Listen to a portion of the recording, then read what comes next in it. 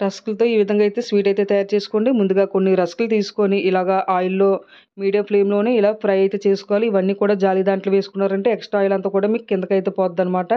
ఇప్పుడు అలాగే ఒక గిన్నె పెట్టుకొని ఒక చిన్న టీ గ్లాస్‌తో పంచదార తీసుకొని అందులో కొంచెం వాటర్ పోసుకొని పాకం పట్టుకోవాలి. ఇందులోనే కొంచెం ఇలాచీ పౌడర్ కూడా వేసుకోండి. జస్ట్ మనకి గులాబ్ జామ్ పాకం వస్తే సరిపోద్ది. ఇప్పుడు దీన్ని తీసి పక్కనైతే పెట్టేసుకోవాలి. అలాగే స్టవ్ మీద ఒక కళాయి పెట్టుకొని ఒక 1/2 లీటర్ పాలు మరిగించుకోవాలనమాట. అందులో కొంచెం పాలు పక్కకు తీసి అందులో కస్టర్డ్ పౌడర్‌ని 2 స్పూన్లు వేసి బాగా కలిపి పక్కన పెట్టుకోవాలి. ఇప్పుడు బాగా పాలు మరిగిన తర్వాత అందులో కొంచెం పంచదార అయితే వేసుకోవాలి. అలాగే కస్టర్డ్ పాలు కూడా వేసుకొని ఒక 10 నిమిషాలు మరిగించండి. ఇందులో కొంచెం ఫుడ్ కలర్ కూడా వేసుకోవాలి. యెల్లో ఫుడ్ కలర్ వేసుకోండి.